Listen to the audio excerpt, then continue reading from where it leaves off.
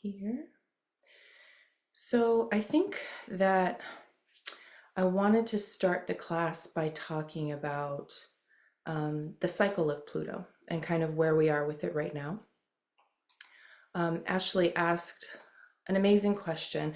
I just wanted to point out that last class was really fun because it's almost like everybody woke up to Libra and what Libra actually represents, which is like having a lot of questions and wanting to know more and wanting to fill in the gaps of one's understanding.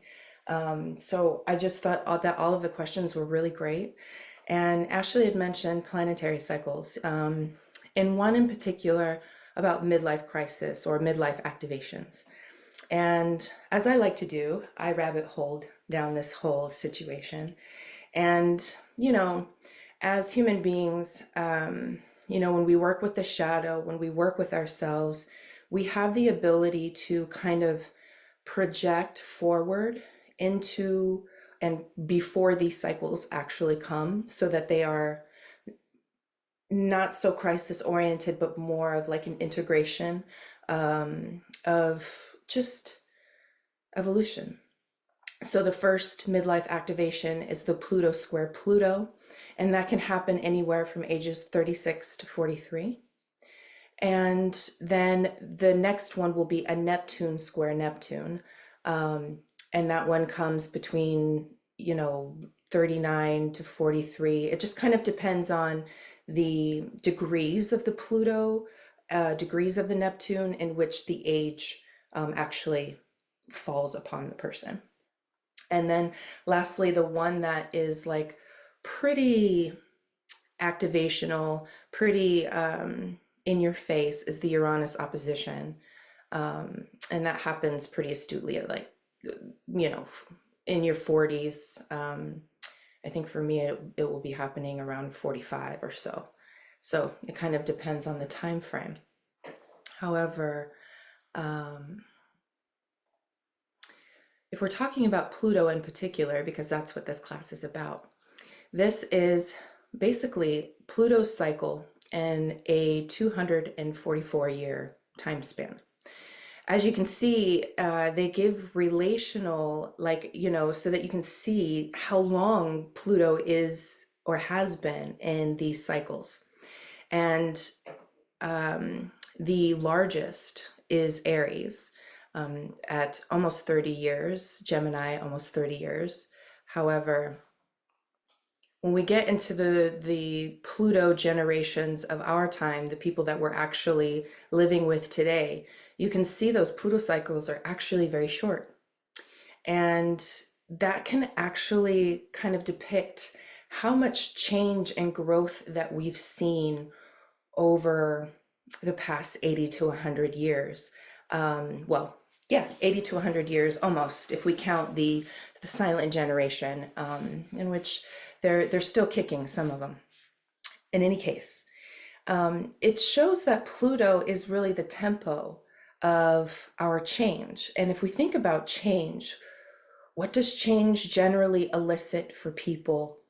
And what we hope for is a higher consciousness. What we hope for is connection to one's highest spiritual self. And so if you can imagine, back in the days, in the 1800s, early 1900s, you can imagine how long change actually occurred, just because of technology, and, world factors, the ability to communicate, all of those things. It's pretty profound to see it in this way. So if we think about Pluto as our first introduction of a sign, a planet, and a house being focused on the outside world, how the outside world is reflecting to the inner world. And it is one of the first planets we get to touch when it comes to understanding the larger scope of what it brings for us. And it's a generational planet because it's an outer planet and because it represents a larger cycle. As we saw before, it's about 240 to 250 years to go around the zodiac. But when it comes to our generations, the generations that we're talking about and living with on this earth now, it roughly changes around every 15 years. That's the medium. And as we saw previously, they do vary quite a bit. As with like millennials, that was one of the shortest cycles, and that was 11 years. So when we as astrologers consider the world dynamic on a person, when we consider what kind of collective issues or exposures that this person has come into this world with, we use Pluto as that factor. And so when you look at your chart, you can decide, which generation you fall under. So the Pluto and Leo generation, those are our boomers, our baby boomers. And those are the people that are what considered we used to call the me generation. The generation that was first focused on one's independence, having artistic and creative ability, where there was this blended household of a mother being at work and also being a mother, which, previous generations were just mostly homemakers or, side hustlers with laundry and house cleaning and those types of things. This was really the prominence of the woman stepping out. Pluto and Leo brought a lot of opulence, brought a lot of collectibles and things that were worth value that they thought they could pass down to their children. Now this is the next generation, the Generation W.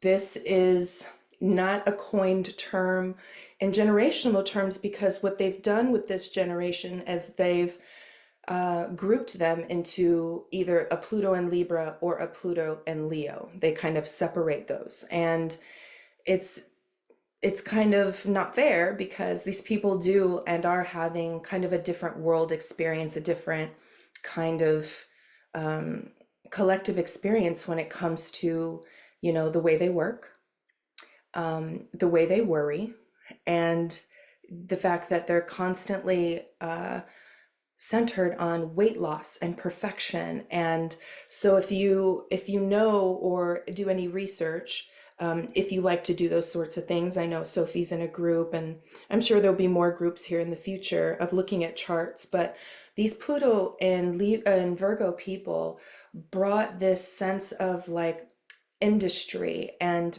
making things work properly and really focusing on the body. There was like a boom of self-help books and, fixing oneself and, finally coming to terms with like, okay, I've got to find my work in the world. And so these people work really hard. Work is very still prominent in their lives, and they put it over pretty much pleasure at any point in time.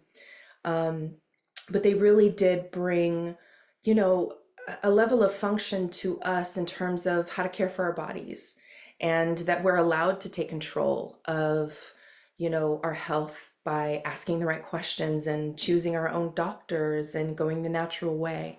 So the Generation W exists, and I'd like to give them some separation. Generation X is going to be the Pluto and Libra generation.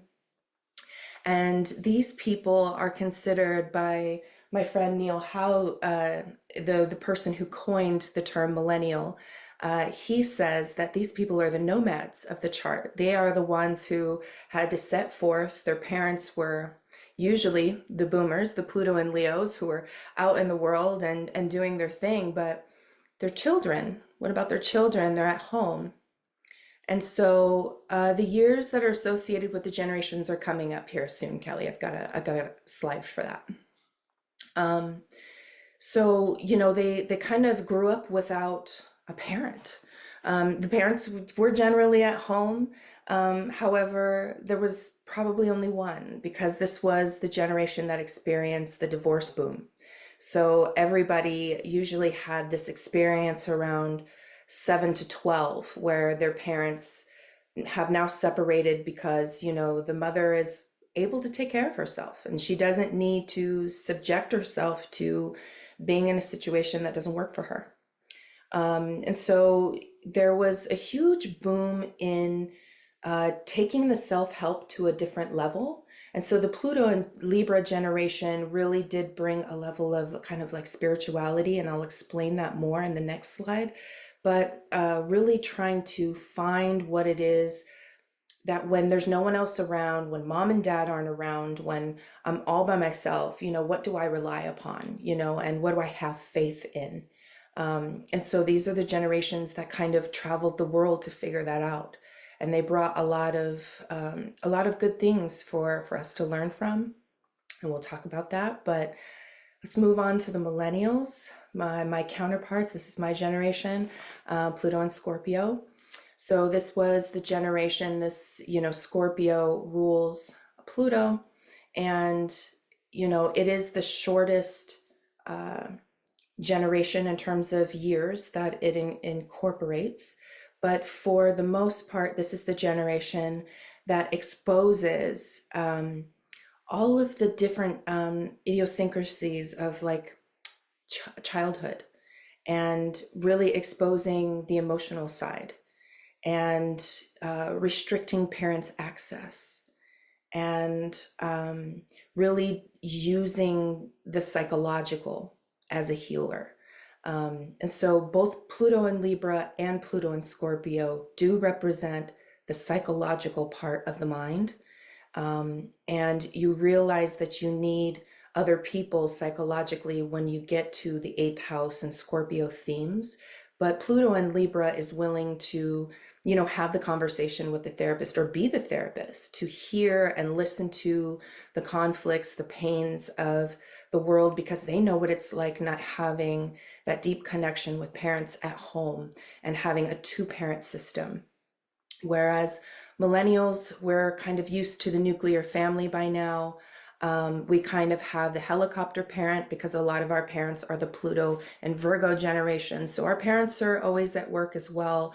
But there was a level of helicopter that was going on. So we were watched, and we were going to be kidnapped. And the difference between Pluto or Generation X is, they'd have commercials on the TV where it's 10 o'clock. Where are your children? With the millennial, it's 5 p.m. Where are your children? The street lights are about to go off. You better be in the house. And so millennials kind of had this pressure of knowing that there was the big bad boogeyman out there. And there was a lot of TV shows and series on TV that, as a child, I didn't realize what was happening, but now watching it as adult is actually grotesque in terms of sexual connotations and different experiences that, my generation has had with elders, that they thought was normal, and they had to expose that it's not. So just very interesting. If you even remember some of the shows that were out there, like on Nickelodeon, they had one show where they just covered people in slime and goo, and shows about boogers and lots of toilet humor. I mean, it was just gross. It was a it was a gross time, and that kind of made us gross little kids. It was fun. And nextly, I like to talk about the Gen Z, the Pluto and Sag. Those are the ones that come into this life. They've got these parents that are generally falling anywhere from Pluto and Libra to millennials. I have a Gen Z daughter, so we're close in terms of generation. Um, and what seems to happen with them is like they're born with this very, hold on one second. I think I've got some questions.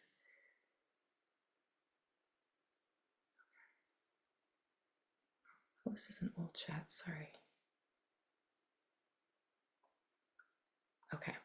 Um, so the Gen Z, if you think about the sign of Sagittarius, the ninth house, it is the natural born knower, the person who has this spiritual connection to something, that no one else is really privy to, because it's connected to something that is eternal.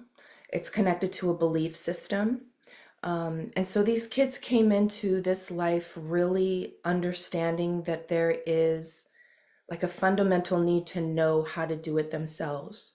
They are the DIY, the try it all, um, the going the extreme way. They're oftentimes trying things before most of us have. I'm noticing that they're talking about spiritual things at the age of 15, whereas these things I weren't touching until I was 33. So there's this really fast track kind of experience with this generation. And it's funny that, when we're all growing up, we're the worst generation that everyone ever saw, right? And so we're running into the Gen Z and they're getting a bad rap. And it's really the rap that we all face. As millennials, we were the ones who didn't want to work and blah, blah, blah. And I'm sure you've heard it all throughout your generations as well, in terms of where you are psychologically and what you're willing or not willing to do and whether you buck the system or not. And so these young adults do not want to conform to anything because they have watched their parents go through debt and loss, and they've experienced the pandemic. They've experienced, interruption in their schooling. Um, a lot of them had to miss junior high through high school, missing high school graduation and prom. So this generation kind of did miss out on the promise of what this, Pluto and Leo generation really got to experience fully and wholeheartedly before everything started to run into crisis and crash throughout the rest of the generations, as we can see. I'm not going to talk about Pluto and Capricorn yet because we're still getting to know them, but I like to call them the geriatric generation. They are the generation. Well, let's move to the next slide. I'm sure I have it on there actually.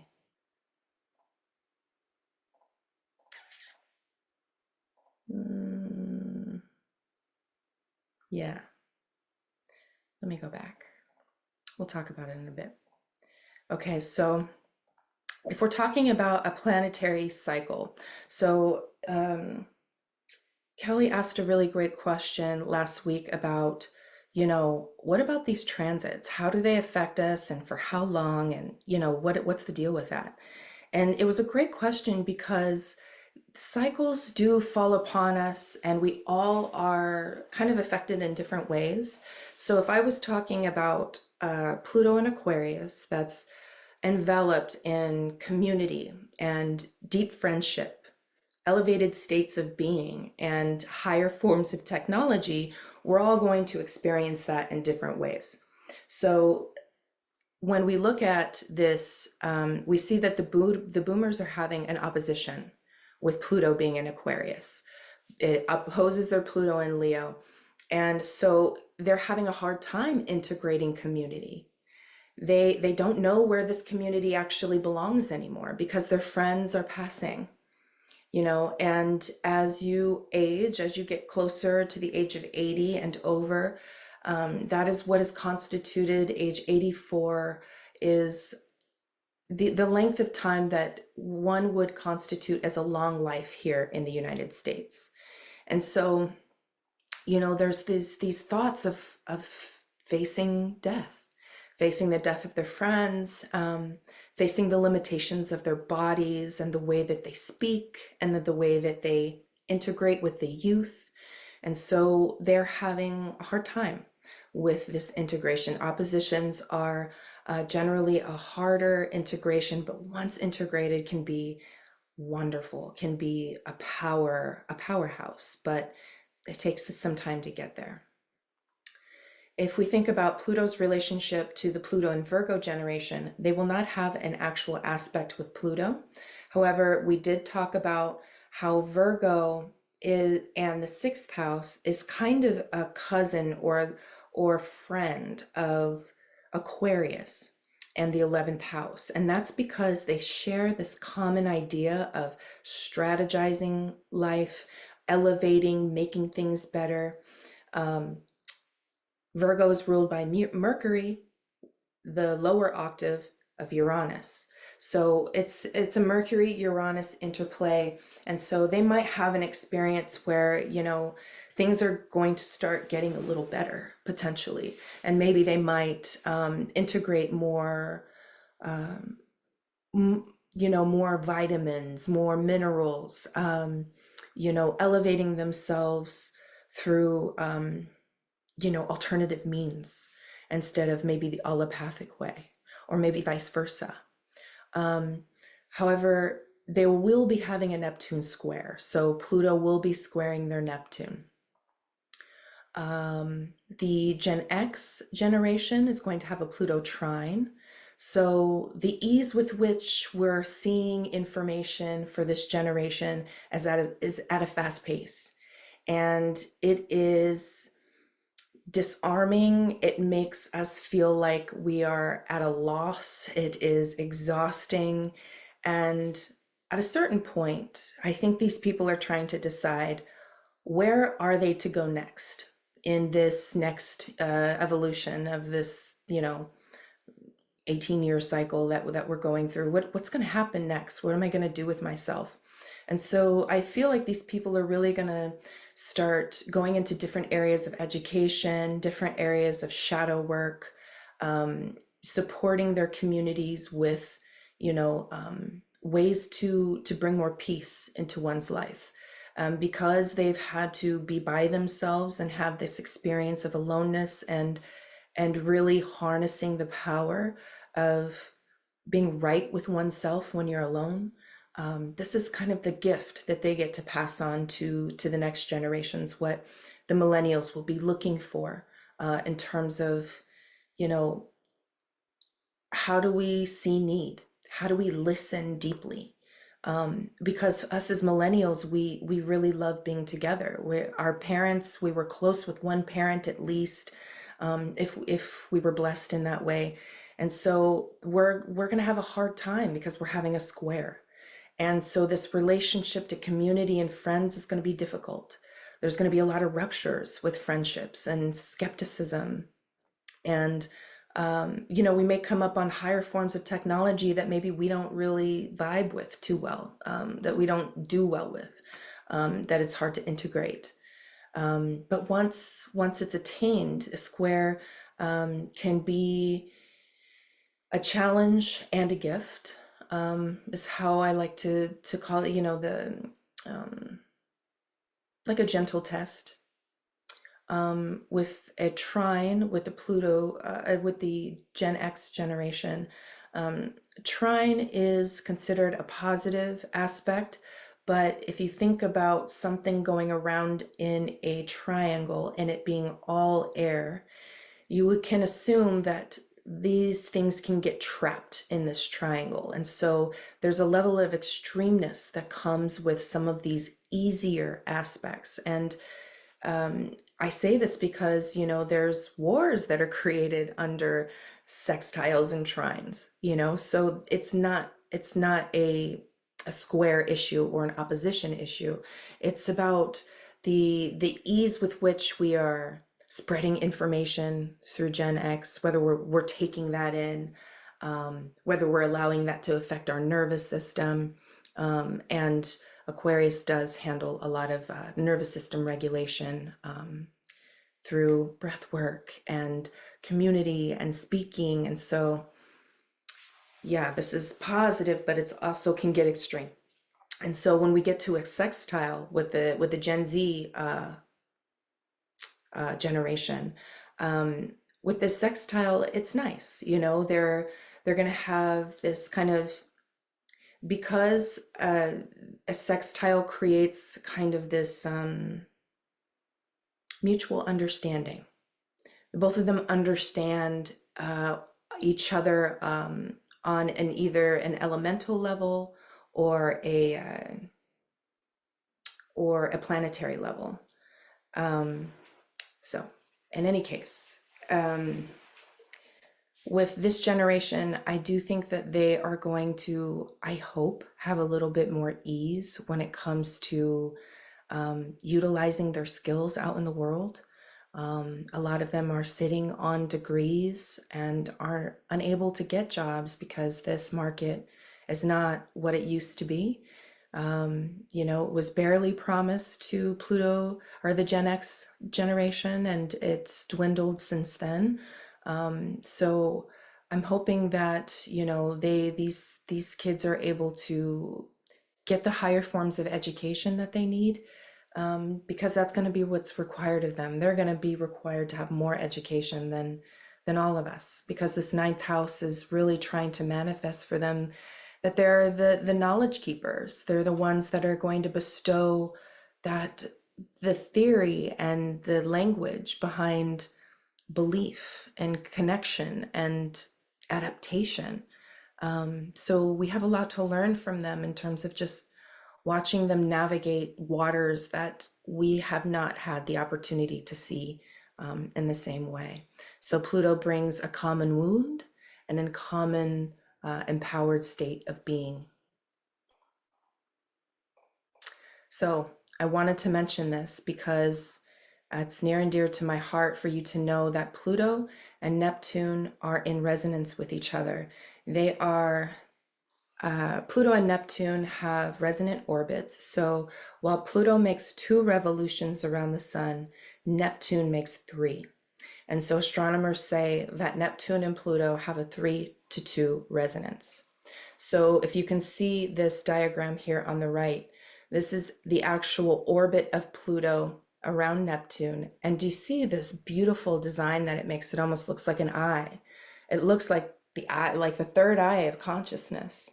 And so if we're thinking about generations, we cannot forget Neptune, because Neptune has been in that similar orbit as Pluto as the generations that we're living with on this planet today. So when we talk about Pluto, we're also talking about Neptune. And the reason for it not running into Neptune or being in its direct orbit is because Pluto is on a 17-degree tilt. And so it is kind of oblong, whereas Neptune is more circular in terms of its rotation. And they've been avoiding each other since we've known about its discovery. This is just another diagram of kind of what it looks like. This bottom diagram here, the lighter line, this is the orbit of Pluto, and it kind of shows you where Pluto has been in relationship to the sun and Neptune. So there's this 17-degree orbit that expands, past 1979. It's pretty wide there. And then as we get closer to our common time, we're seeing that their orbit is quite close. They're almost, closing in the gap there.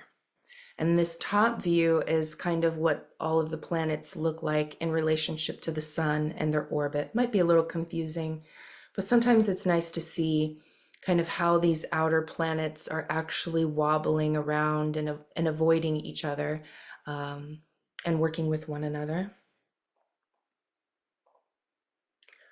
So this that we just talked about, these generational themes, this also applies to Neptune.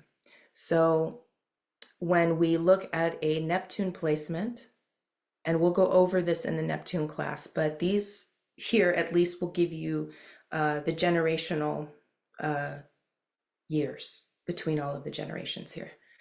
So when there's the silent generation, it's the Pluto in Cancer. They also have Neptune in Virgo. Pluto in Leo, Neptune in Libra. So this is the reason why they're grouped together in this way is because when we think of Neptune, Neptune is the TV. Neptune is what we're looking at, the world outside, the world inside, what we're being affected by, things that are coming at us that we can't control. And Pluto brings that as well. It brings this level of, okay, there's been this common pain or hurt around not having proper nourishment or deep enough connections with our caregivers, or these types of themes. These two things do go hand in hand, because when there is a wound And most of us, we can get very creative and we can make things and start to influence the world and be on TV. And so we can start to project either the things that we heal with Pluto, um, or the things that we don't heal, because that's a potential too. And Neptune kind of brings this outer projection of all of those themes. So we'll talk about it a little bit more in the Neptune class, but I just wanted to make sure that we kind of understood that, when you hear Neptune in this sign, you can go, oh, okay, as long as I understand where the Pluto's at, I know which generation they're talking about. I know collectively what these people were kind of enduring when they came into this lifetime. Okay, so that's the end of that lovely portion. Does anyone have any questions? Doesn't seem so. Awesome. I love that you guys are chatting and enjoying getting to know each other. Please do. Okay, so this is a wonderful class. There's a little bit to go through here, as I did explain, and I wanted to recap our Libra class, because when I did the Aries class, I needed to recap it during Taurus, because uh, like we discussed in our last class, I have interceptions in these signs, and so there's something that behooves me to make sure that I cover my bases and to make sure that I've included all the things. So as I went back on Aries, I'm going to go back on Libra, because that's the polarity that we're making here. I'm going to drink some water.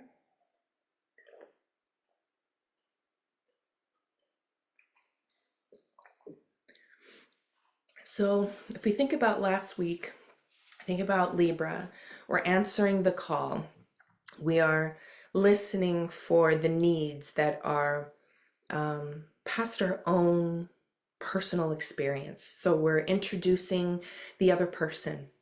We're introducing new ideas and new books and new thoughts and ways of living by looking at others and what they're doing.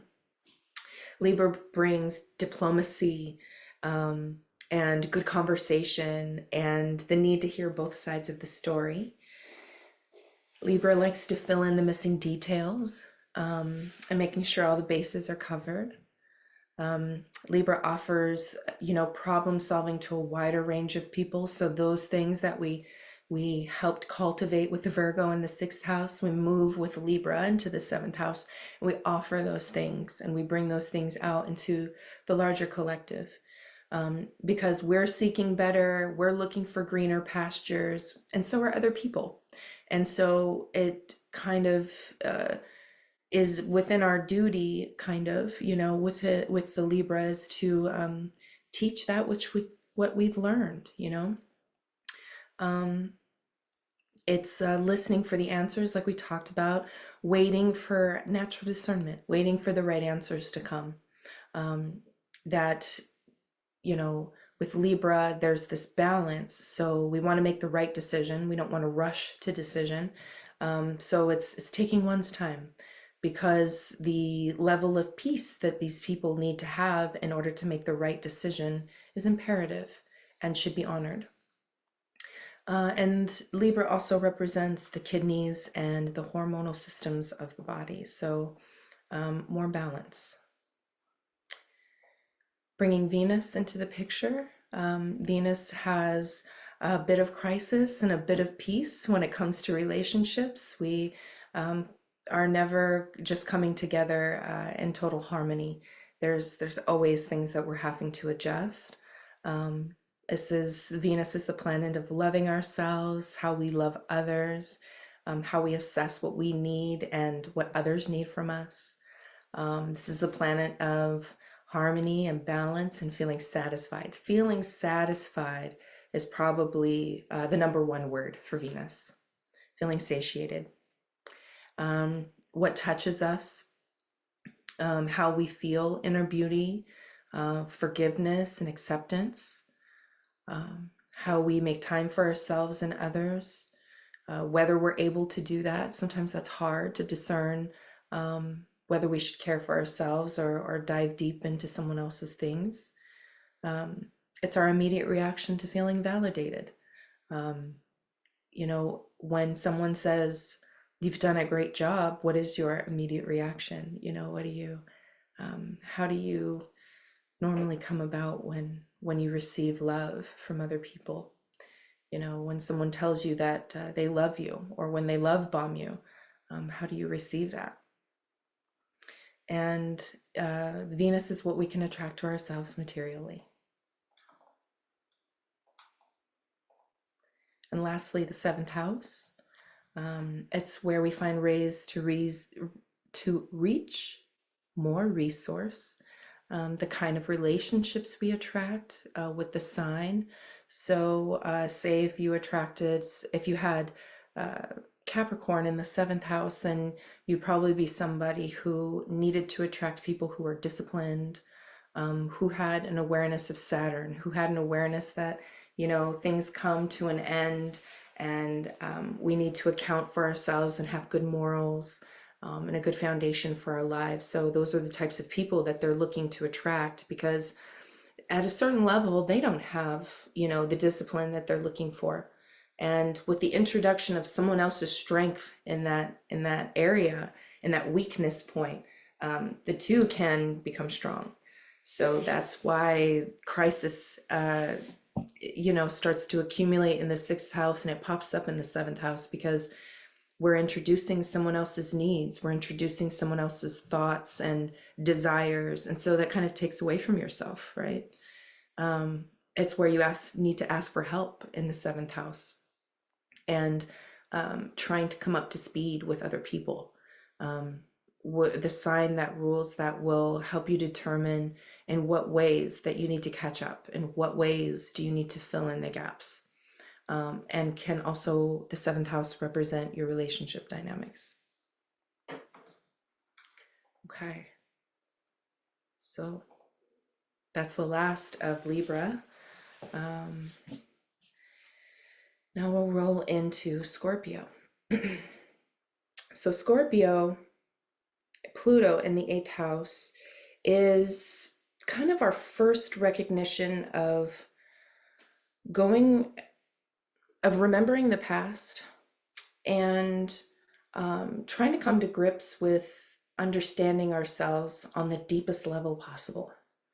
So Scorpio, the sign, is of exposure. It's seeing the underlying issues. It's having really great heights and being able to go to the deepest depths, and can represent sexuality along with the eighth house. The eighth house is the house of sexuality. We'll talk about Pluto, and how planet is the Pluto of transformation, power, and growth. And it's the planet of our generations, including Neptune. And how the eighth house represents the place of gains and losses. It's our relationship to our taxes and paying our debts, and where we gain more energy when we feel completely deflated. Okay, so Scorpio is a water sign, and it's a fixed water sign. So with the element of water, it's, with the Scorpio, it's trying to let things go. It's trying to dive deep into the emotional depths so that we can reach a level of emotional maturity that supports us. That supports us in a way of having the types of reactions that we want to have when we're confronted or conflicted with something. So Scorpio, Pluto in the eighth house is really trying to help us understand our reactions and to come in better relationship with that.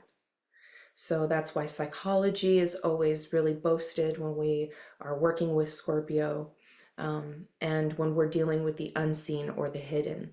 So this is imperative too, that Neptune be considered that as well, because Neptune also brings this level of unforeseen things happening, and things that are happening outside of our control.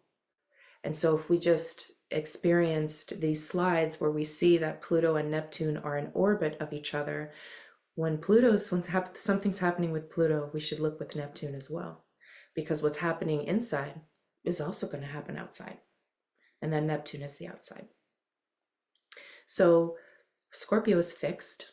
So that means their mode of operation is controlling, it is focused, it is fixated, and it is geared towards trying to manifest change.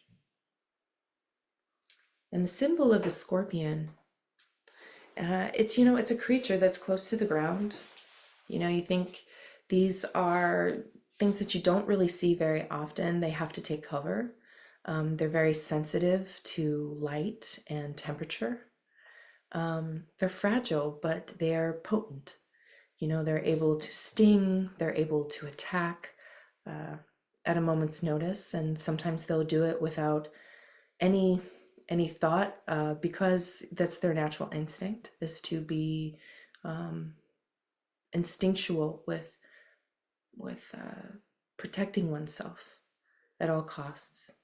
And so if that translates into a human life, then it would be someone who was reactionary and someone who was emotional, because they feel like, I'm small, I'm defenseless, someone could step on me. And so that's kind of the first feelings of a Scorpio experience. We'll talk about it deeper.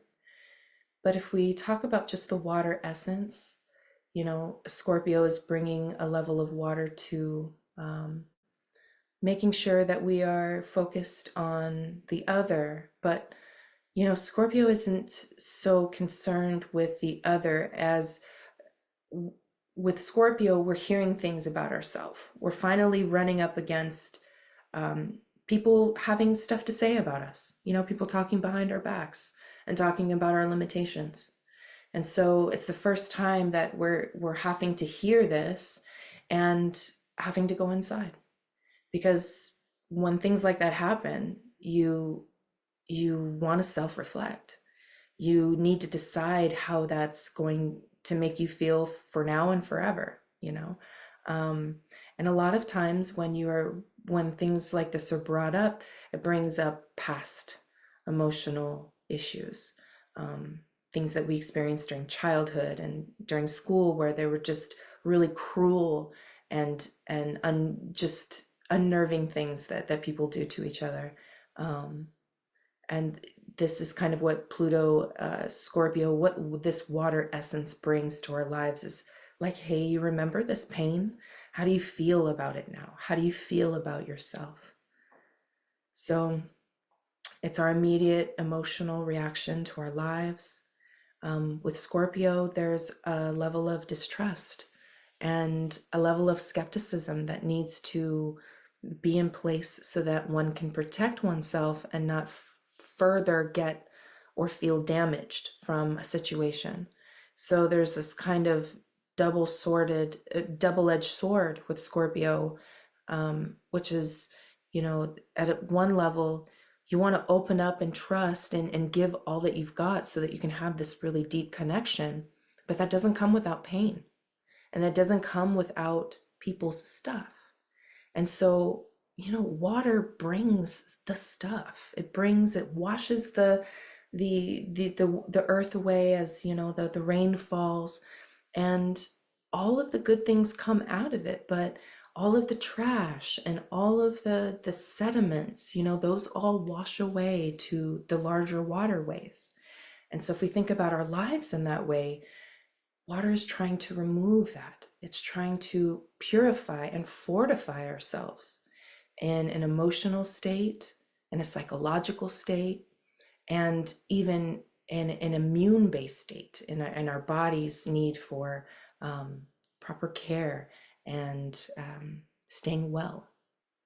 So water brings a very healing quality.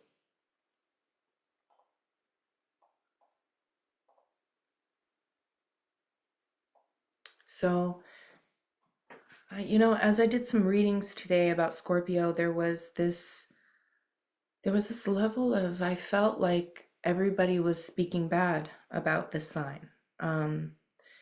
And I've known a lot of Scorpios in my life. I've known them to be very smart and driven, and when they have their hearts set on something, when they're fully focused, they're almost the best at it.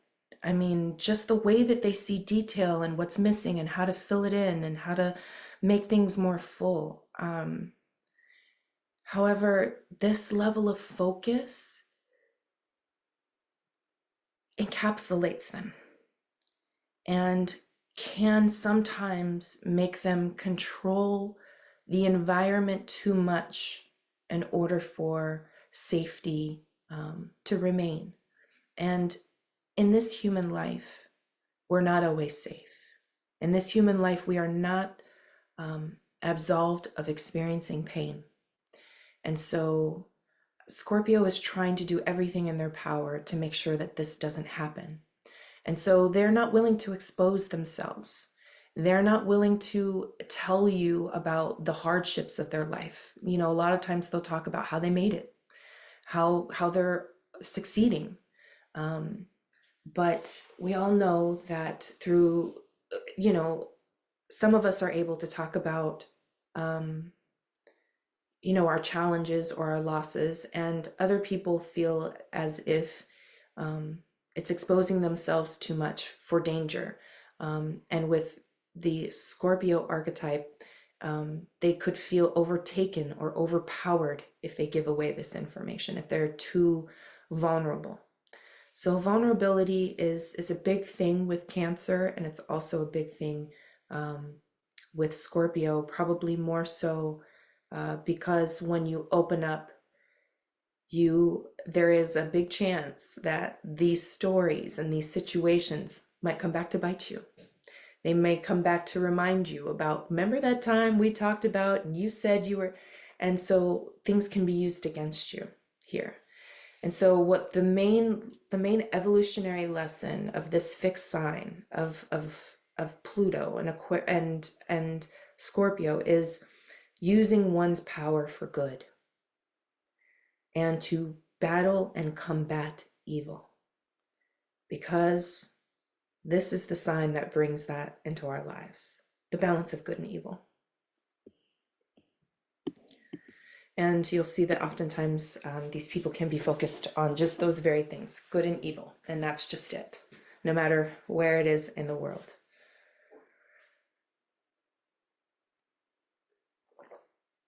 Okay, so here we go. Let's talk about some polarity points here. If we remember Taurus,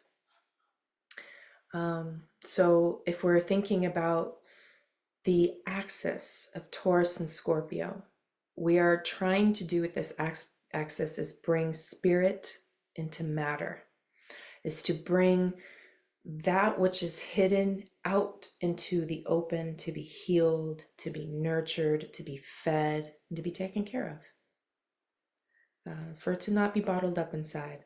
So Taurus is really the relationship with yourself and your sense of autonomy, the level of simplicity that you can bring in your life, and the happiness that you can have being alone.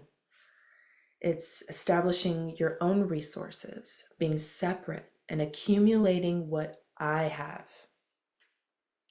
Taurus is what comes up from the ground after you've dealt with your Scorpio. So if we remember what Taurus is, you know, all of these beautiful plants and fruits and vegetables and grazing and the, you know, milk and honey. This is the fruits of the hard labor of Scorpio. So when we are dealing with the relationships of being connected, being intertwined and in the messy, in the drama of the other, then we get to have a deep relationship with ourselves. When we have a need for others that need to fill in gaps and, you know, need to recognize that there's a need that we have that they need to fill, and that, you know, you kind of have to reciprocate that so that you can combine and make what we have instead of what I have with Taurus. So, you know, with the Scorpion, you know, you go underground and you seclude yourself and you extract yourself and you try your best to fortify and revive yourself. And afterwards, you know, that's when you get all of the fruits and the peace and the resonance with one's body with Taurus. So when we're in the Scorpio archetype, we're dealing with the shadow, we're dealing with the hardship, and we're thrusting ourselves into pain so that we can gain a higher level of emotional trust for ourselves and for others. And Taurus, you know, lets the shadows pass. Taurus has to go, okay, I know that my life is not always going to be this.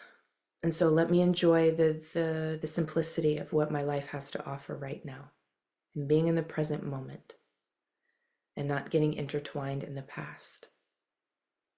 So this is a heavy axis to deal with. When we think about the planetary axis, Venus is bringing our sense of value and our inner worth, expressions of usefulness, of allowing things to come to you in this peaceful way. Venus represents how you spend your money and how you view yourself, how you view your parents' relationship. Your perspective on relationships can also be intertwined with the planet and the sign that it's in. And Venus represents pleasure and indulgence and you know, enjoyment. With Pluto, Pluto is bringing a sense of debt with it, a sense of there's something missing, and I gotta find that missing link. And so there's a lot of dealing with outer worth and how one feels when we're up against, you know, other people who can see all of us, all of the good things and the bad things. You know, how does that make us feel? What does that do to us inwardly? Pluto brings this necessary need to find what others have, was to find what others are powerful in that we feel powerless in. So it kind of has this connotation where you come into this life with this deep need because there was this this level of not getting it, and so you go out and search for that. And when you do, because you run up against having to adapt and the pains and the ups and the downs and all of the things in between, you then become that resource. You then become that Pluto. So you know, needing other people's resources and all of those things are not a bad thing. They are a way for us to get ahead, and in so doing, hopefully we can repay that debt. Pluto is the planet of attraction and repulsion. So you can attract the very thing that you want and then repulse it as soon as it gets to you. It just annoys you. It just, you know, it brings up all of the tics and all of the issues inside of you that maybe feel too provocative to deal with. So we'll talk about that a little more, but this planet brings that. This planet is painful but rewarding, and the reward is having your essential needs met at the end of the day. Whatever house it's falling in, that's the essential need that you're trying to have, because there's a larger picture, there's a larger story to Pluto that we'll get into.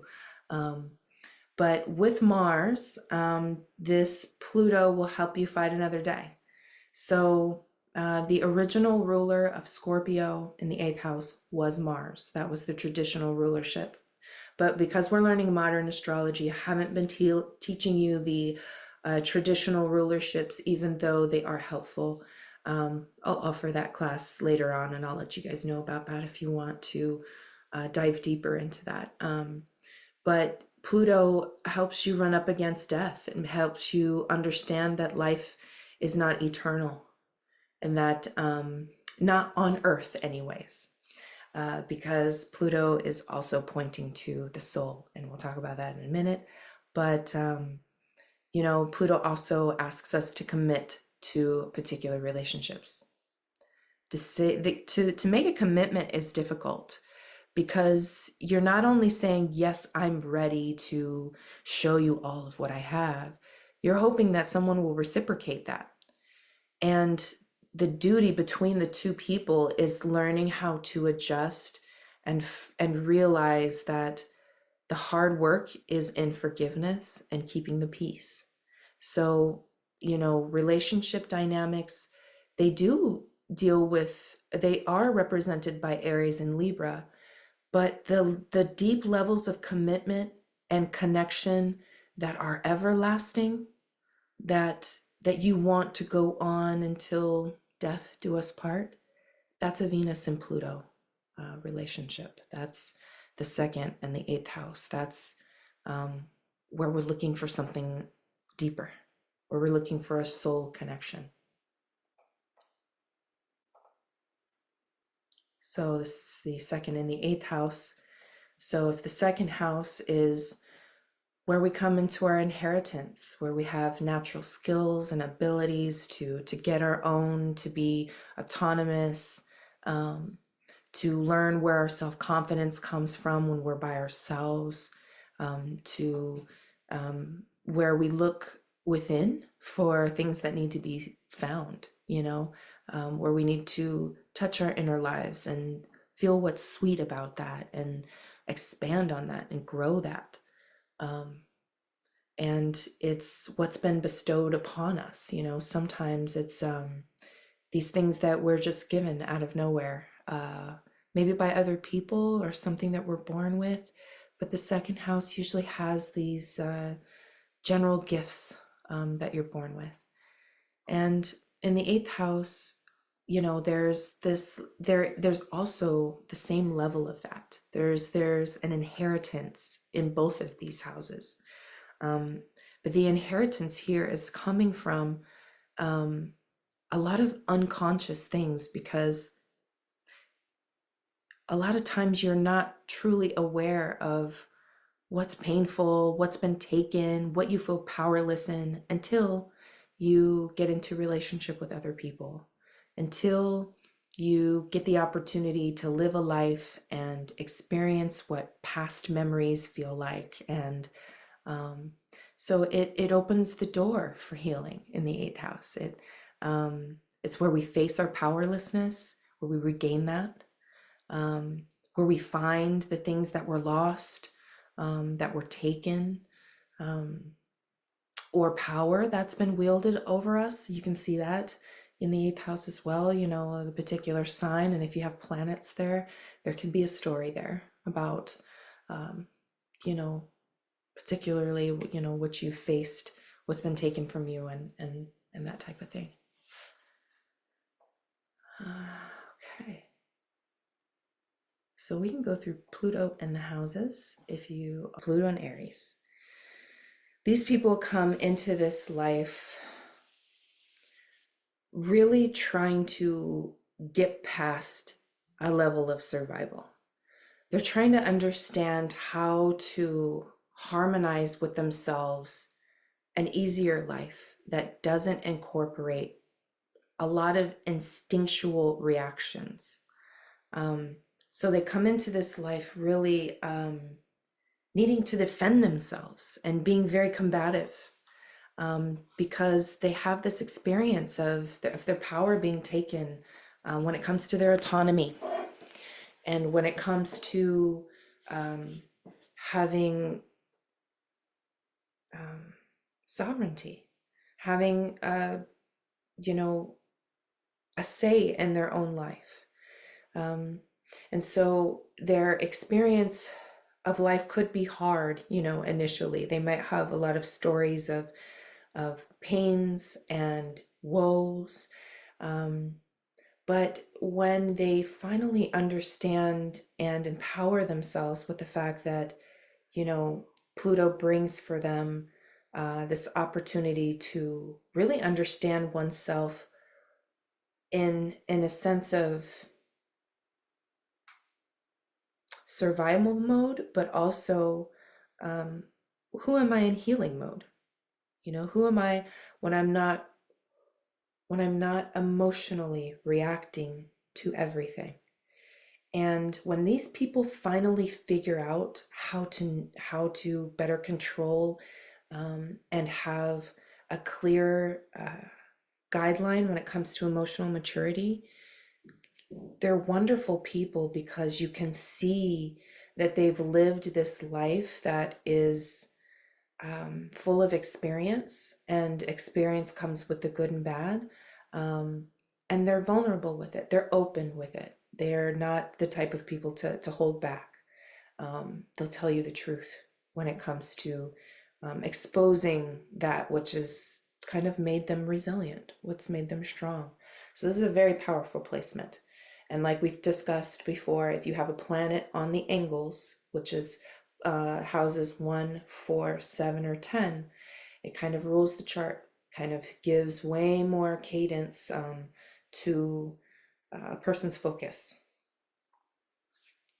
So if someone has Pluto in the second house or Pluto in Taurus, Pluto in the second house really brings this limitation or understanding that there is um, essentially this person's going to need to develop their uh, their self-confidence around their ability to earn, around their bodily issues, whether they feel they're beautiful or not, whether their body operates in the way that they hope, you know. Um, Having Pluto in the second house can bring a person who has had battles with inheritances or things being passed down to them. Um, and I say that because uh, Taurus is the material, Taurus is what we have. And so if Pluto is in the second house, then there's always this running up against this thing of, okay, what do I have? Do I have enough? Um, and so these are people who might not have been fed well as children. They might have food deficiencies because um, we've got Venus here, and we're thinking about Taurus and our essential needs, and our essential needs are to be fed and to have nourishment. And so these people might not know what that is, or are still learning how to connect to that. Um, these people have a great gift when they understand, when they have developed the experience and the emotional maturity to connect with the body and the present moment. They can become great healers with Pluto in the second. They can really understand where pain lies in the body, and can really manifest things for themselves, like more clients and more money. Um, but they have to do their shadow work. They have to address the things in the second house that they're kind of not wanting to see. And really, we don't get the opportunity to see until someone reflects back to us that, hey, you got a trigger. So if Pluto is in the third house, in the third house of Gemini, then one would probably experience limitations with how they communicate and how they learn and take in information. They might come into this life, their worldly environment and where they're residing is not safe. It's a war zone. It's not a place that they can come out and understand themselves, um, because it's dangerous out there. It's reactionary out there. And so with Pluto in the third house, when someone is able to gain the street smarts in order to keep themselves safe, they then become this powerhouse in knowing how to communicate and talk with and be amongst other people who have had this kind of experience. They're able to bring people together. Betty, did you have a question? Sorry, no, that was an accident. It's okay. So Pluto in the third house, maybe this person might come into this life and need to learn new languages. Maybe they're refugees. I know somebody with Pluto in the third house who was who was born in Africa, um, and then had to flee to from the Congo to Greece, then Turkey. I mean, this person had to persevere through constant movement to find a safe place that they could reside and go to school and be a human adult. And that's what they experienced as a child. Now they're adults who, five languages and have been all around the world and know how to deal with different conflict dynamics and um, different worldly issues because they had this experience of like not being accepted and not having an easy time with that. So if there's Pluto in the fourth house, Pluto in the fourth house will generally have this connection of there was something missing in my home life that I feel that I didn't get. And there's limitations when it comes to home life in all kinds of aspects, right? From our mother and her emotional state and what she was dealing with, whether she was a fully formed woman or still growing up herself. There's all of these different factors. But at a general sense, these people are coming into this life trying to understand how to find safety in their home and what protective measures they will elicit in order to keep that alive so that they can survive and thrive inside of their family unit, because the family can be the first forms of conflict that we have besides school, where our parents tell us no, where we get into fights with our siblings, cousins, vice, all of the different family dynamics. And so when this person has come to a level of emotional maturity where one has understood that, you know, parents are people too, and that mothers have a hard time learning about themselves and getting themselves to a stable place, let alone that of their family and their husbands and cousins and sisters and all of those things. So when this person, just realizes that their parents are real people, um, there is this level of being able to help bring a safe environment to their children or other families, or making sense of and making better of those environments. So a lot of times these people can be inserted into a terrible family dynamic and understand how to sort it out, understand where things need to heal, understand the essential needs of a child, of a mother, and of nurturing. So this is, some people say it's one of the hardest places to have Pluto. However, any place where you have Pluto is going to be hard.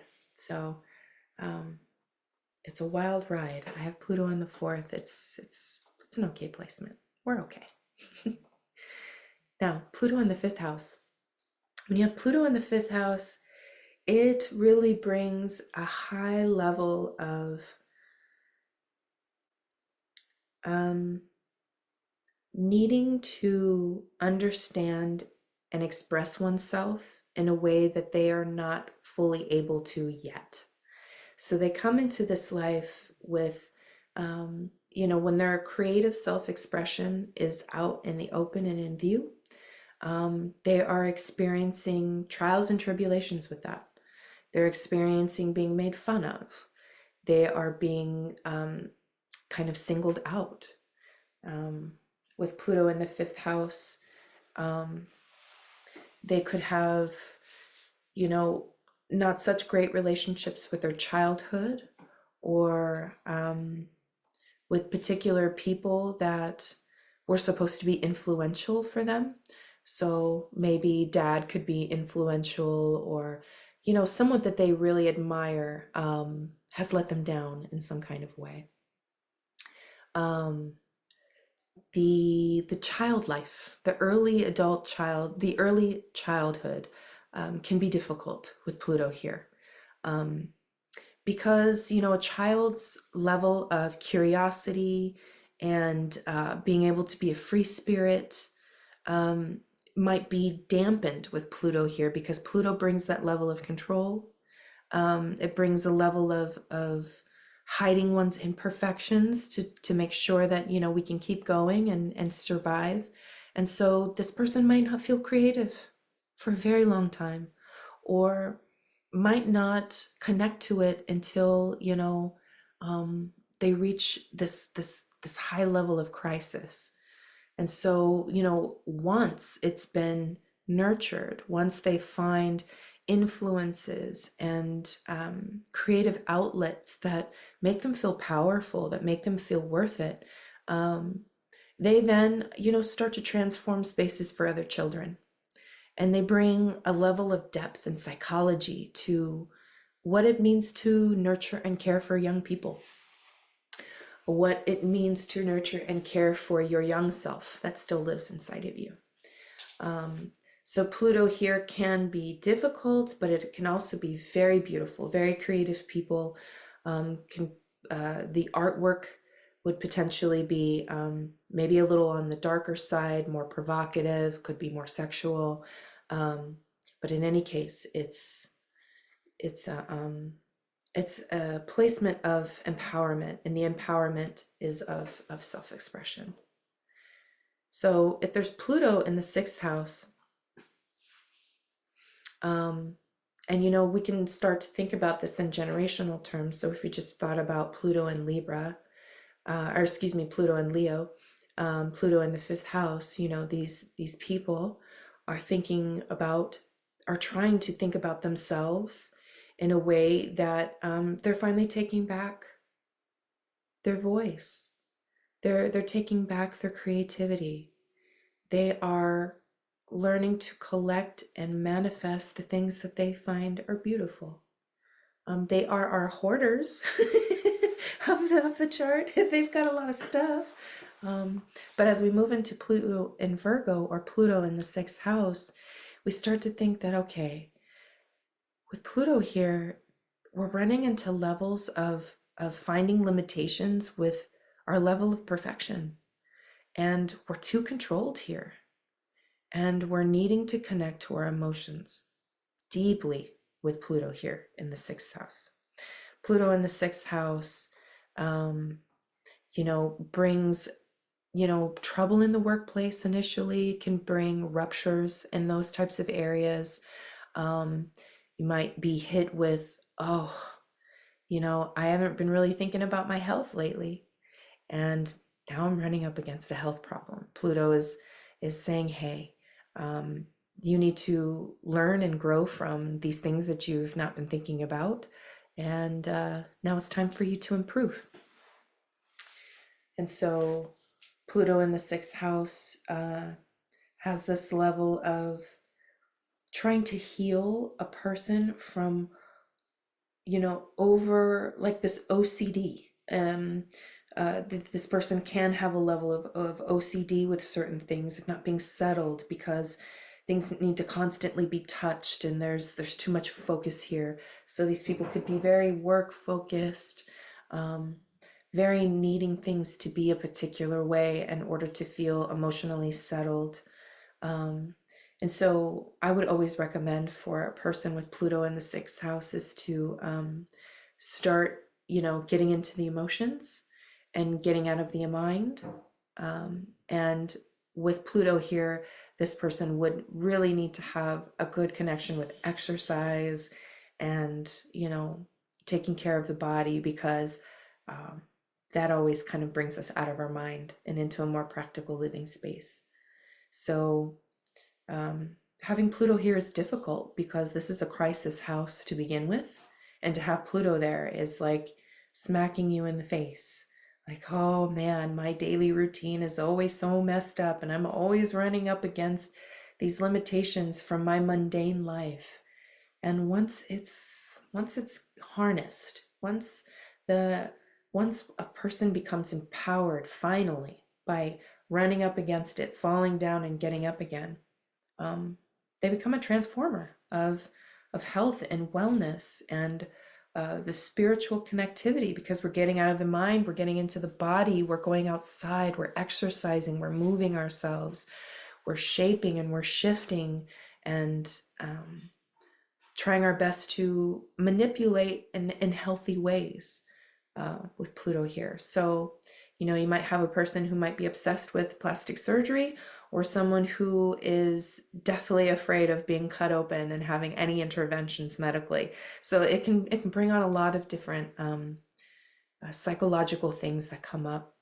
Um, a little bit of a hard placement, but usually people triumph when they have planets in the sixth house. It really becomes an active service here. So with Pluto in Libra, Pluto in the seventh house, these people are coming into this life understanding that there is a limitation to relationship, that all relationships end. And, fundamentally, I think sometimes these people don't know or don't believe that it's possible. That longevity is there because, look, their parents weren't able to get through it. The people around them are getting married and divorced. There's no promise when it comes to relationship. And so this limitation in the seventh house can give someone, a self-conscious thought process when it comes to who they are in relationship, whether they have value or not, whether they have what it takes to stay in a long-lasting relationship, or to just deal with the conflicts, the ugliness, the fights, because those come up, and probably come up more often than one would like. And the reason is because there is a level of knowing who you are in relationship deeply, but also who are you when no one's around? Does that person match the person that you are in relationship? Do you take care of yourself as well as you do by yourself as when you do in a relationship? Generally not, you know. So there's a level of this person needing to make sure that they are not a relationship, that they are so much more than just being intertwined or in the drama of other people's stuff. That there is a level of beauty, of understanding that aloneness is something that needs to happen, because it fortifies oneself. It allows you to heal your own stuff, so that when you come into union with other people, there is this combined healing, this healing that gets exchanged from person to person. So this is someone who needs a relationship that is psychologically open. They want to talk about the taboo. They want to talk about and know about the grotesque parts of life, so that they know how sweet their life is. So they might like, murder mysteries, and being able to voyeur, being able to look at other people and what they're doing, and having a level of interest when it comes to other people's plight. And the reality TV, being able to look at someone else's situation and go, oh, I know I've got it better. I'm glad that I have it better. With Pluto in the seventh house, once it's harnessed, once someone is able to have deep emotional maturity with partnerships, and having just these peaceful interactions with other people, then the personal life starts to become more peaceful, and they become a source of healing for other people in ways that, like, they become the therapist. They become the person that's now listening to all these different stories of relationship and tribulation. And because there are people who like to see the variety of life, they've kind of experienced it all because they've looked at it all. They've jumped into the shoes of that person and can understand it at a fundamental level because, I want to be that for a moment. I want to experience that for a moment and then hop out. So this is a very good placement for someone who knows how to listen and understand others and really be of service in that way when it comes to one's essential needs and their value here on Earth. So if we've got Pluto in Scorpio or Pluto in the eighth house, we are dealing with an energy of coming into this world knowing that there's an inherent debt to pay. These people could, I've seen a lot of placements in the eighth house that are, of course, if you've got planets in the eighth house, it's very Plutonian, no matter where it is there, or excuse me, no matter what sign is ruling that. But I've met some people who have had placements there that when they have a level of debt in their atmosphere, when they're having like a student loan or a car payment, that actually is a gain. So the debt provides the opportunity for a person, so the opportunity, the motivation, the will, in order to get oneself out of debt and make more money. So some people have or need some kind of reoccurring debt if they've got Pluto here in order to know what they need to revive themselves for. It's kind of like, okay, death is imminent. I know it's going to happen. And so I need to keep continuing to make sure that I produce, that I make myself useful to not only myself, but, the people that I'm committed to. And so with Pluto in Scorpio, there's this level of commitment that is more than just a contract, more than just signing the marriage license in the seventh house. It's a soul contract in the eighth house. It's saying, will you be my soulmate? Can we go on the journey of life together with all of the good and bad and still choose one another? To not let the ugliness of the world tear us apart. And so with the eighth house, there's this need of longevity. This obsession with the second and the eighth house is an obsession with needing to make things stay and continue to be the same and to not change.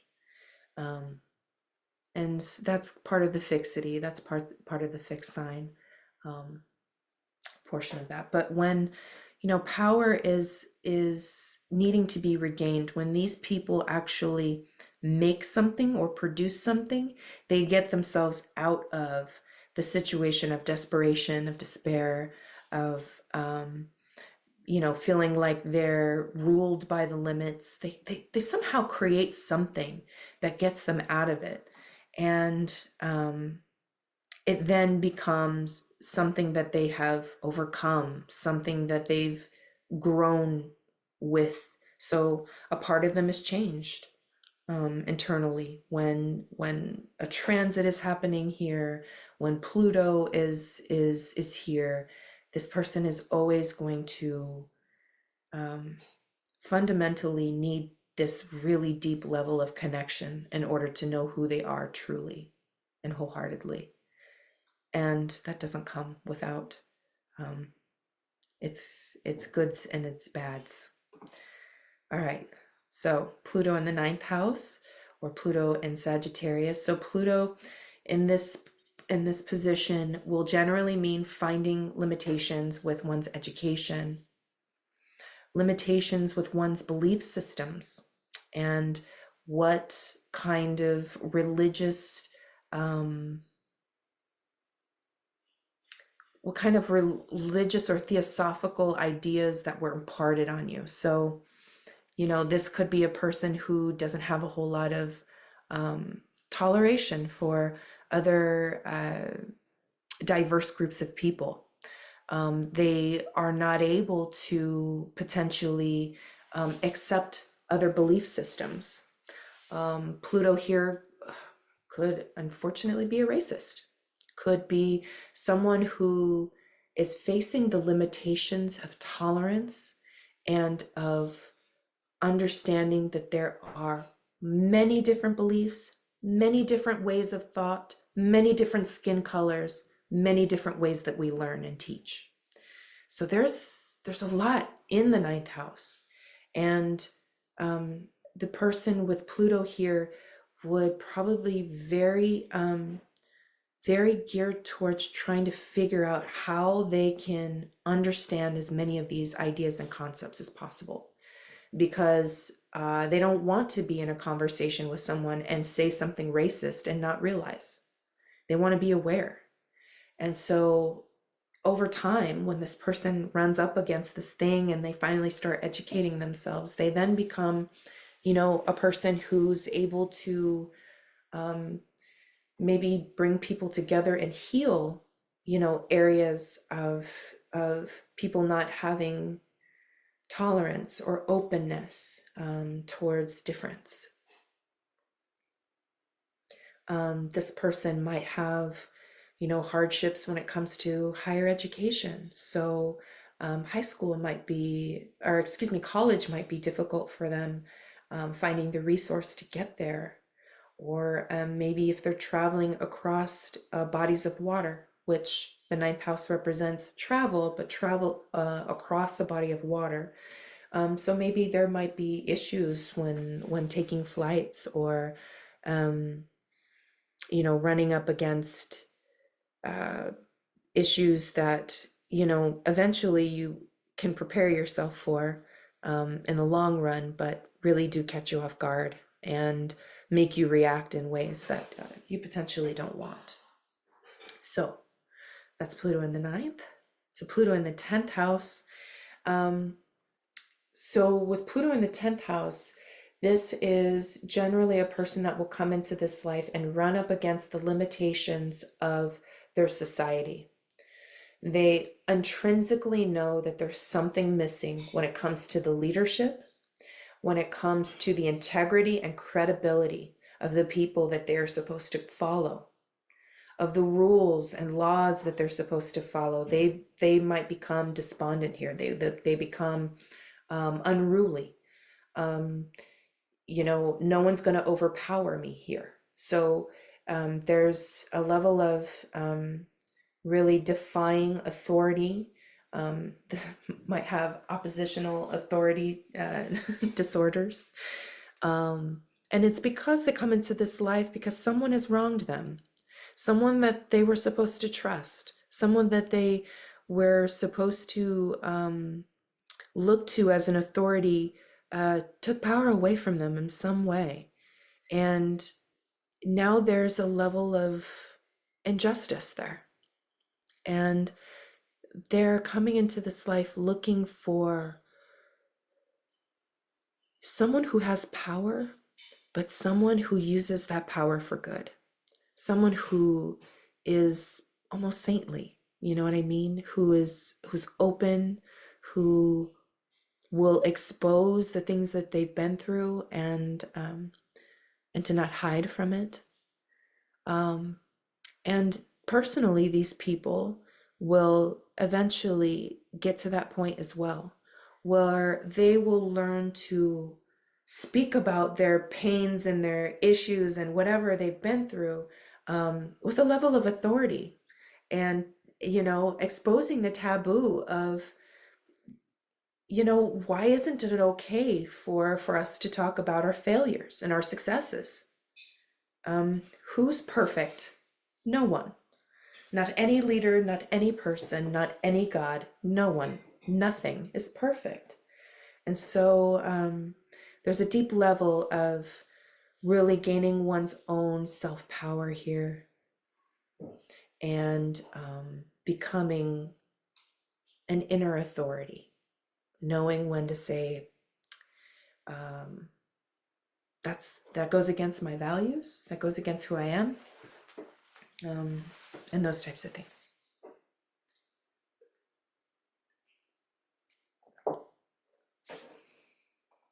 Okay, so if there's Pluto in the 11th house, these people are going to run up against limitations when it comes to friendships and communities.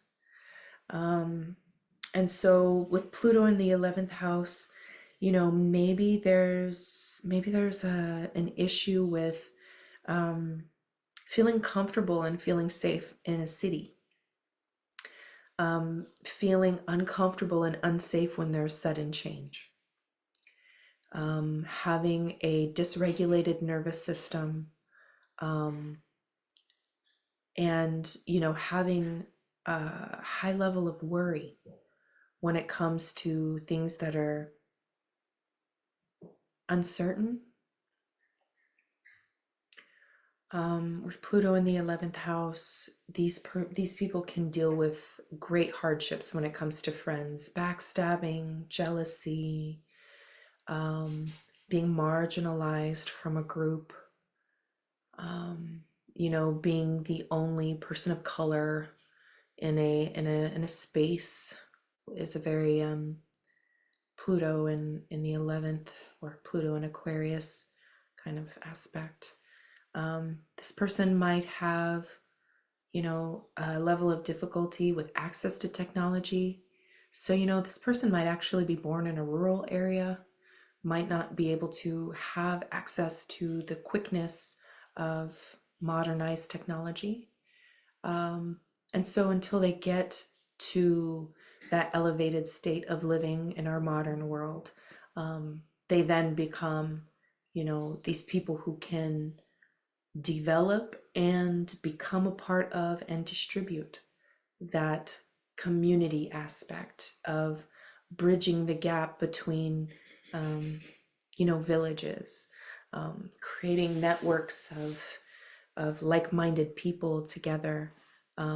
Once one has emotionally matured when it comes to being in a relationship with friends and how to develop healthy friendships, knowing what healthy community looks like. So this person might, have issues with or have played around with ideologies and groups that are towing the line of cultism, of, herd mentality. And so Pluto in the 11th is an interesting placement because, we need to be intertwined in life, and we need networks, and we need other people. And so this becomes a level of really trying to be in right relationship with that, and to not overpower people in groups and those types of things. So once elevated, like I said, they can bring it to other underserved, underprivileged communities that need this faster technology and ways to heal their people. So with Pluto in the 12th house, Pluto in the 12th, this is hard. I've had quite a few people tell me that they just don't ever feel safe. And the 12th house is a place of what we call the unconscious, what we consider the dream state, what we consider that's part of us, that we are actively trying to uncover through different means. So, like I said, the dream state is one place. Um, it's a very passive place. So you're not actively doing the spiritual work here, the shadow work here. You're trying to let the messages come in here. And so this person is very keenly aware of the limitations of the world. And so the skepticism that lives here is high because they're able to see, the world news. They're able to understand, what's happening in our day-to-day matrix. Um, And because they came into this life in this almost unprotected state in the 12th house, there's this level of needing to build yourself and to open up to trust, that you can't control everything and that you kind of have to go with the flow. So with Pluto here, this person is really trying to learn to go with the flow, but maybe they're controlling too much of the situation. So there's this high level of perfection here as well, and being afraid of things becoming disorderly. Um, a level of, needing to make sure one's life looks perfect so that uh, those uncertainties are less to show up. Um, and there might be pains and issues that kind of come out of nowhere for these people. They don't know why they're crying. They don't know why they feel upset. They don't know why these things keep happening to them. Um, and it's because that these people are trying to come into a healthy relationship with their defense system and to not allow everything to just happen. At some point, we do have to wake up and we have to get things moving and we have to activate ourselves and be more aware. So there, people born with this signature really have to come into good relationship with their own self-awareness, being able to separate from the group, being able to separate from what's going on everywhere, and to be um, and to understand what's going on inside, and to know where it's coming from, and to not be caught off guard by emotions and reactions of other people. So you know my teacher always mentions this too when there's this signature going on here with Pisces and Pluto, that someone can be attacked, that I know a friend who was attacked in India, and they were on this beautiful spiritual expedition and was having a transit in their Pluto, or in their Neptune area of their chart, excuse me, Pisces, and they were brutalized by another man walking by, someone they didn't know. Um, they don't know the language of the place, and so there's this mutable sign of tolerance, like of opening up and understanding that there's different people in the world, right? You can be that. But when you go to other places, they don't have the same belief system. And so there's this level of needing to know where you're going, and knowing that, you're not going to be accepted everywhere. And that levels of violence happen everywhere. They can come out of nowhere, unprovoked.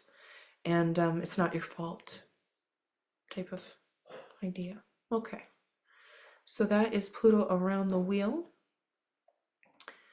If you have any questions, let me know, but I will keep moving forward, plugging away. Okay.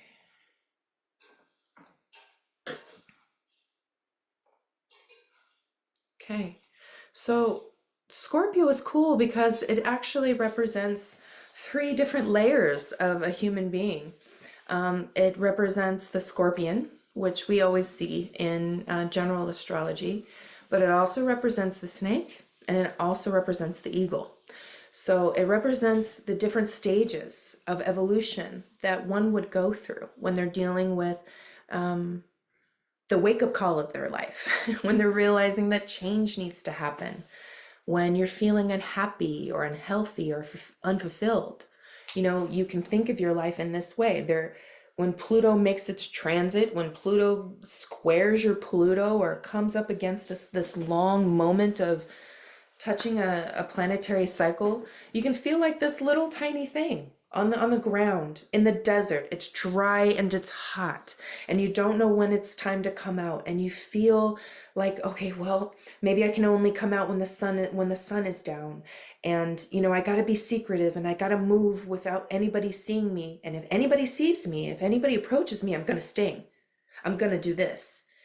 And so, you feeling defensive, feeling powerless, feeling small. This is a normal human condition. But, as we start running up against situations and empowering ourselves little by little by realizing that, okay, we can come out in the day. And okay, we don't need to be so reactional. That this person wasn't actually trying to hurt us. So then we become a little bit more strategic. We become the snake. We become aware of our senses, aware of how our body feels when someone comes up to us. It's no longer an emotional response. It's an awareness now. Now we're becoming enlivened to take more control over a situation. And now we can wait to strike. We can, use our rattler, right, to warn or tell people that, hey, I'm pissed off. You don't want me to say anything to you. I'm trying to be aware instead of emotional right now, right? And then, over time, you no longer need to come from this place of, watching people and hoping that they don't come near you.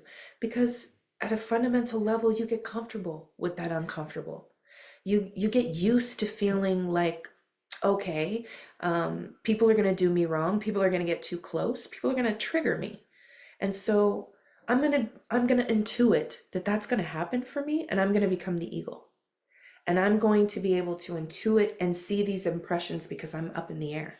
I'm now watching life from above because I've come from the depths, and now I get to be higher up. Now I get to have foresight. Now I get to use my emotional responses and my sensory awareness because I've really built on those, and it's helping me understand cycles and to understand when to intuit that something is going to attack. So, we're in this big grand scheme of it, we're trying to let go of our old patterns and beliefs. We're trying to have better relationships or behaviors. Scorpio is the sign of self-awareness when it's combined with Taurus. So we're being aware of, who are we when we're wrapped and intertwined in the dramas and hardships of life? Who we reach for in times of need. Do we reach for people when we're feeling isolated? Scorpio brings our private and focused kind of life. It's intense, it's provocative, it's taboo. It's direct and honest and confrontational, because it wants to know itself on the deepest level possible. And so it will create and make sure that there is a conflict that there is needing to be dealt with so that the inner self can be fortified even more.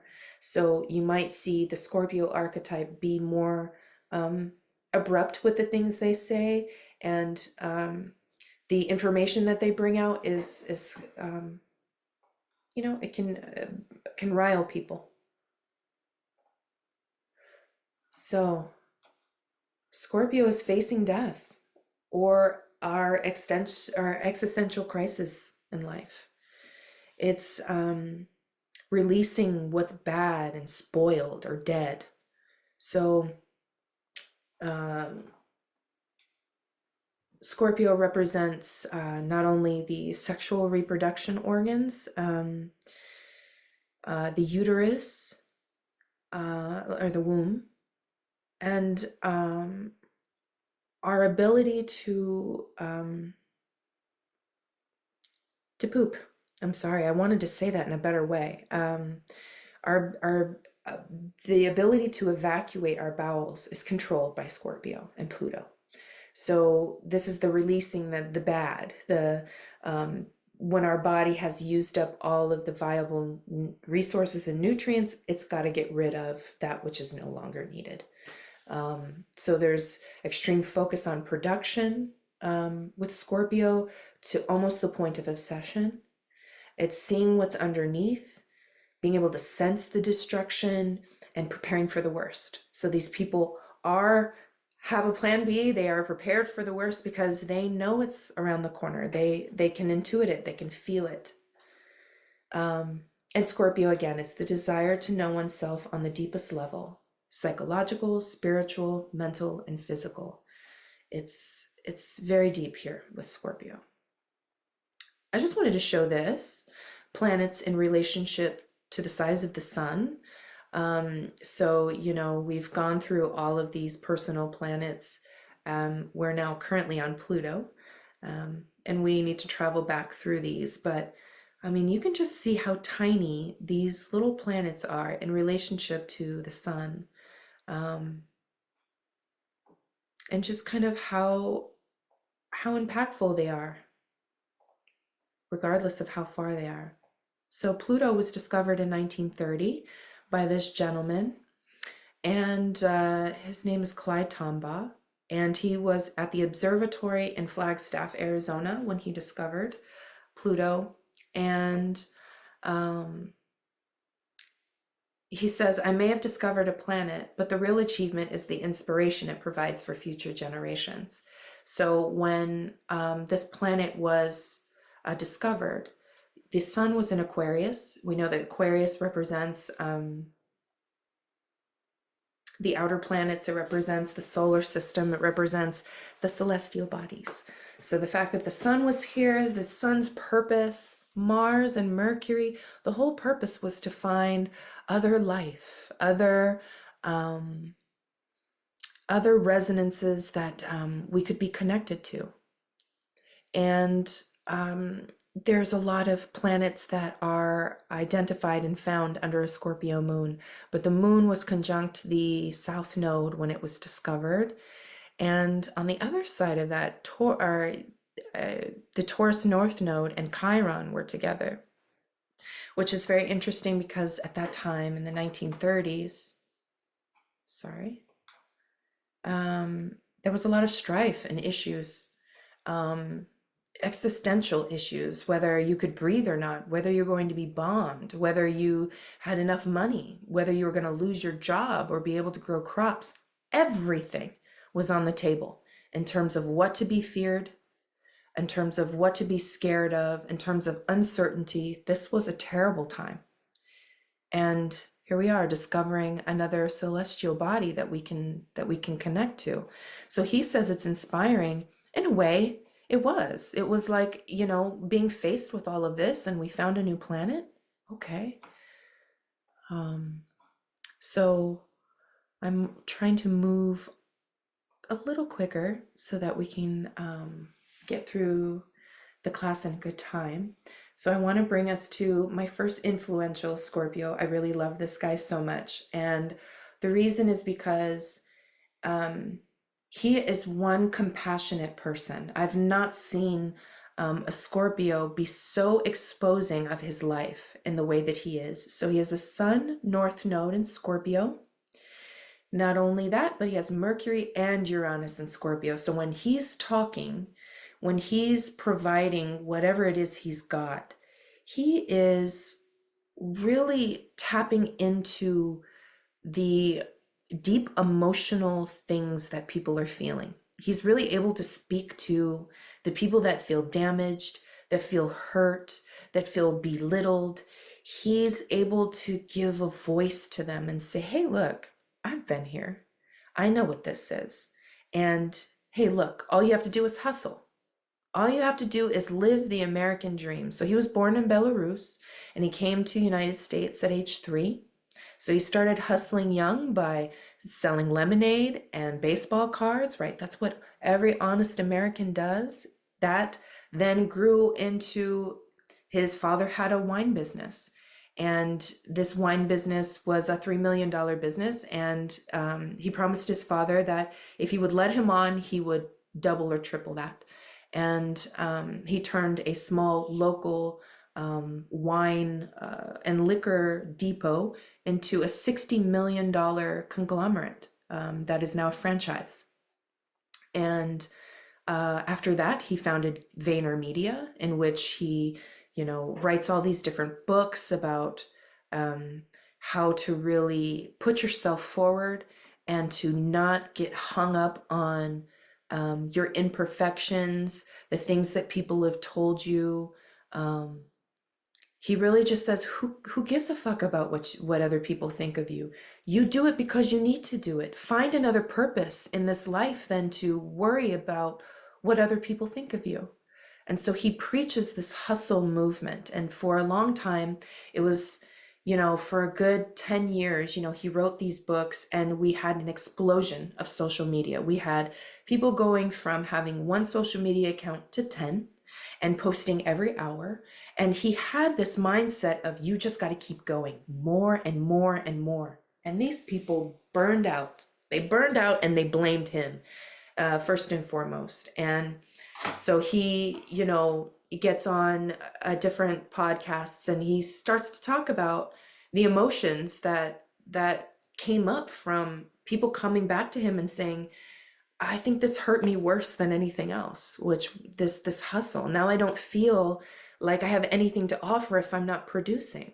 And so see how his obsession, it really did pump things up. It really did get people to produce in ways that they never saw. They were making money in the ways that they wanted, but it was too much. Maybe he can focus on producing in that way and providing in that way, but we can't cookie cutter or copy and paste other people's lives into others. We have to understand the nuances. And so now he preaches self-awareness and understanding what your limits are and knowing when to say no and those types of things. So he's changed his tune a little bit, but very powerful man, makes a lot of money, and is completely intertwined with the youth. They really trust him. They really like him. So yeah, that's probably going to explode even more with Pluto in Aquarius hitting his fifth house. I brought up Martin Luther. I think the reason I wanted to bring up Martin Luther is because, he kind of changed the script with who he was and initially and who he transformed into. So he survived a lightning strike. Then, he studied law before becoming a monk because he wanted to be a lawyer, to follow his father's wishes. But then after that, he gave it up after being hit by lightning. So he had this near-death experience that changed his mind and made him think, I could have died today. What do I want to do with my life if I'm able to live? And so, after struggling with the anxiety and guilt of living, and he experienced some deep spiritual anxiety and fear. This is the Pluto. His personal struggles drove him to develop many of his religious ideas. So really being in the pain and feeling the fear and knowing what that feels like, because he had a deep self-awareness, allowed him to be a lover and composer of music. He was able to marry a nun. That was a revolutionary thing back in that time. He was kind of radical in terms of what he was doing with his life in the late 1400s. Going from this person who's living the life that you should be living to living one that's taboo and denouncing the church and marrying a nun. I think that's pretty rock star. But in any case, Georgia O'Keeffe is, I don't know, she's just so striking. Is she not intense? Look at these eyes, just so beautiful with who she is. She's so self-contained. She said, I had to create an equivalent for what I felt about what I was looking at, not copy it. She was not a person who saw something and thought, let me see how I can recreate that same thing. She says, no, I see a thing and I want to recreate that for myself based off of how I feel. So she lived on a family farm. She was the second born of 7 children. So imagine what that's like, living in Wisconsin, you being the only family on the prairie, and what it's like to be homeschooled, to not have any access, 11th house, to other resources and other people in school. She was homeschooled for quite some time. But her parents were very aware of her abilities through art. So Her aunties and her mom made sure that she took art classes and that she finally got to go to public school. And she was able to really develop herself in an independent way with the sun in the first house, um, and all of these, the Neptune and Pluto in the seventh house. She was not really defined by being in a relationship. She was defined by really wanting to be independent and to only focus on her art. And so a lot of her art was derived from and inspired by the desert landscapes of New Mexico. And these are two of the most beautiful plain paintings. She passed away at 98, so she lived this long, gorgeous, fulfilling life. And she would just look at the desert landscape and paint how she felt. So a lot of these curvatures and different lines, they remind me of the feminine, a pregnant belly, or a soft bosom, or just the beautifulness of a woman and how she's constructed. A cave, a safe space in this second photo here. So she didn't have any children. She couldn't focus on anything else but the art. And she really believed that it helped her understand who she really was. It helped her have a deep inner life. And she wouldn't have changed that for anything. So Pluto, as we're wrapping up, Pluto is the planet of empowerment and our tempo of change. Its intertwinement with Neptune gives us these 12, 14, 15-year cycles of a dance of change as a group of people, as a cohort. So Pluto is the evolutionary astrology's marker of the journey of the soul. So us as astrologers, we look at Pluto as the recognition of self-awareness. We recognize that this planet creates triggers. It creates events and realizations through external forces to help us wake up.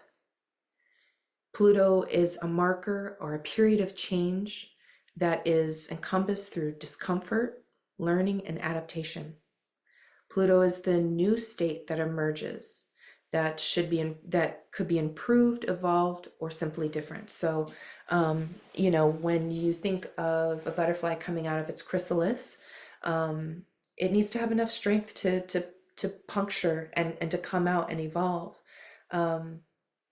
And they're completely wholeheartedly different when they come out. They're not the same. And so when we have a Pluto transit, we can expect that we're having that same kind of metamorphosis.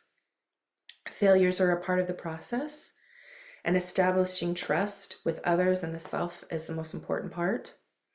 When we're in constant search for growth, we develop inner strength, and we're met with sources of power that match ours. So this constant search for growth allows you to choose when you want to deal with the pain and the suffering instead of life imparting that upon you. So when we are in this moment, when we are in the present moment and aware of what's happening, we have the ability to circumvent the crisis that cycles say should be upon us. These squares, these oppositions, these different midlife crises, some people just don't go through them in the same ways because they're looking. They're in constant search of developing where their strength should come from. Pluto is, bringing something that comes from within that is a result of unmet needs, improperly nurtured emotions. So this is a great source of strength when harnessed in a healthy way.